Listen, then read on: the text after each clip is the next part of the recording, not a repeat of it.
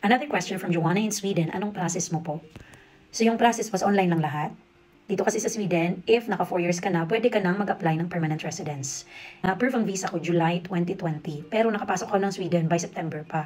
So ibig sabihin, magpo 4 years pa talaga ako dito sana sa Sweden sa September. But since may expire na siya ng July, nag-apply na ako. And then, yung mga documents na in-attach ko lang, very important yun, yung working contract mo, yung apartment contract, which is very timing talaga na nakakuha ako ng first-hand contract apartment before my visa application. So malaking tulong talaga yun. And I also attached some mga payslips and also even police report na wala akong kaso dito. Alam mo yun, dapat advance ka mag-isip na kung ano mga possible questions nila about you.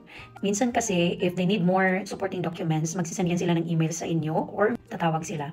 But in my case, after 3 days, akala ko mag-ask pa sila ng mga more documents pa. But then I was shocked talaga na, approved na after 3 days. Grabe talaga, it was so fast.